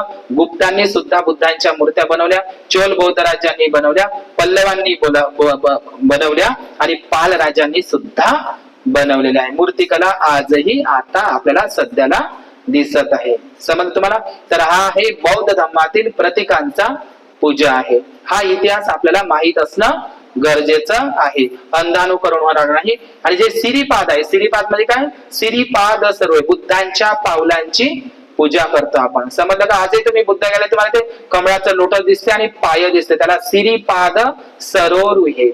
आजही तुम्ही पंढरपूरच्या वारीमध्ये जा, तुकोबारायांच्या पादुका म्हणतात त्याला, आहे का नाही?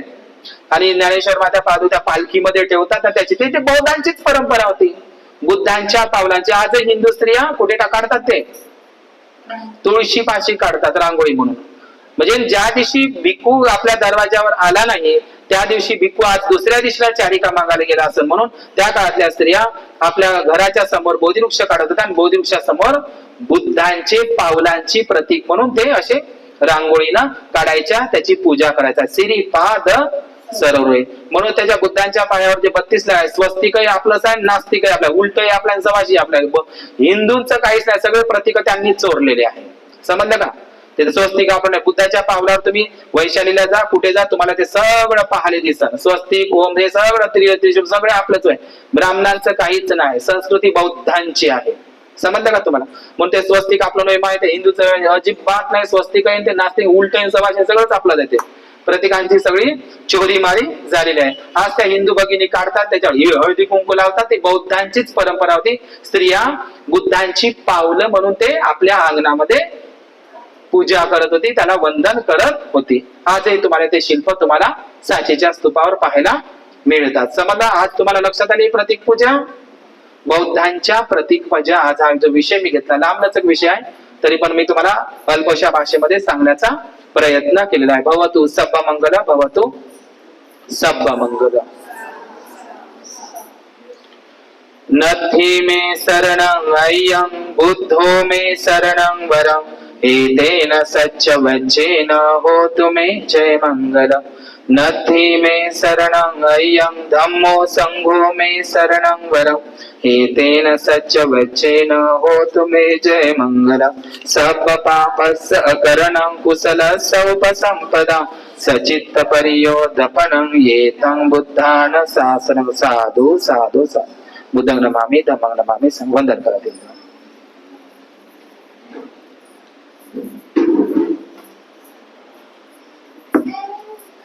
हा विषय मी कधी ना कधीतरी घेणार होतो, पण मला असं वाटलं